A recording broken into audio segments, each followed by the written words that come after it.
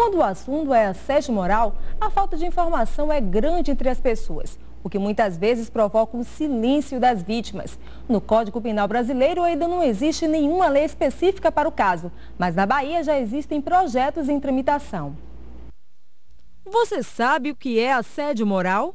Quando a pessoa ela é afetada no seu moral, na sua vida íntima, na sua vida mais particular. Quando a pessoa é abusada, na verdade, quando a pessoa passa do limite com a outra pessoa. Segundo este advogado, pode ser considerado assédio moral toda a perseguição constante no ambiente de trabalho que cause danos psicológicos a uma pessoa. Geralmente, o empregador, querendo que o empregado peça demissão e não tenha coragem de despedi-lo para não pagar as parcelas rescisórias devidas, então ele persegue aquele empregado para que aquele empregado peça a sua demissão.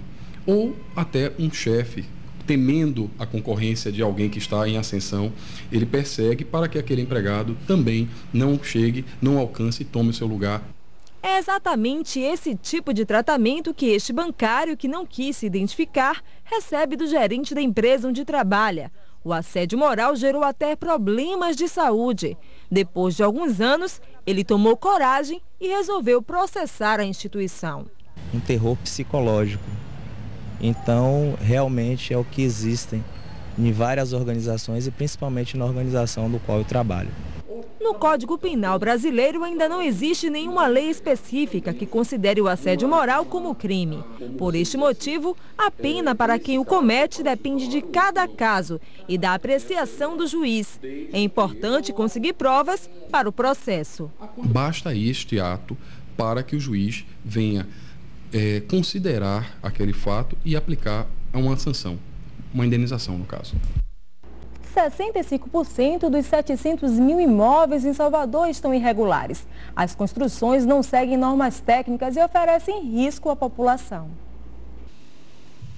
Alheia ao perigo, Dona Maria lava roupa na beira da encosta. As colunas da casa podem ser vistas no barranco e rachaduras já aparecem nas paredes.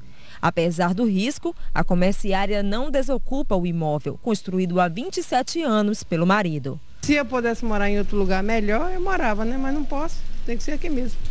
A casa de Dona Adélia também fica na encosta. Quando chove, a preocupação com a possibilidade de desmoronamento é grande. Quem construiu o imóvel foi o cunhado, que até tentou a orientação de um engenheiro. A gente não tem condições de pagar.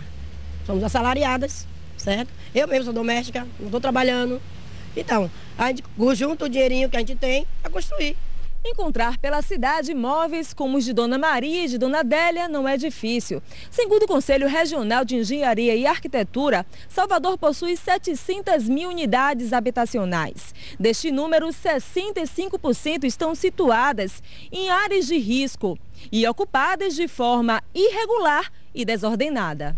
Nenhuma delas teve a orientação de um técnico, de um engenheiro, de um arquiteto, para que pudesse fazer a sua construção, para que pudesse construir a sua moradia. Essas construções irregulares podem causar acidentes graves, como o da última quarta-feira, quando um menino de 10 anos morreu depois que duas marquises da casa em que morava, no Uruguai, desabaram.